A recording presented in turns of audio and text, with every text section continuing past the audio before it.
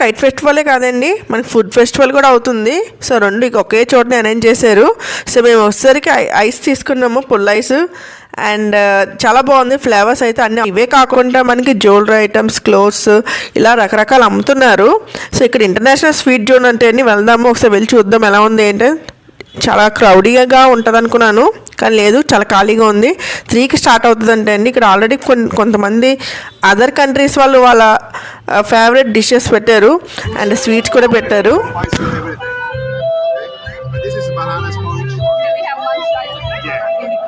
One thing, this is purely veg.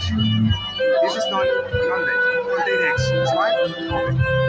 ఇక్కడ పంజాబీ లస్సీ అనేది చాలా బాగుంటుంది. ఆయన చేతితో ప్రిపేర్ చేస్తున్నారు, డ్రై ఫ్రూట్స్ అన్నీ వేస్తారనమాట. మేము ఒకటి తీసుకున్నాం 100 రూపీస్. చాలా బాగుంది టేస్ట్ అయితే. అండ్ ఇవే కాకుండా ఏంటి, ఇక్కడ కాఫీ కూడా ఉంది. చాలా స్మెల్ అయితే ఎక్సలెంట్ వస్తుంది. సో మరికొన్ని వీడియోస్ కోసం సబ్స్క్రైబ్.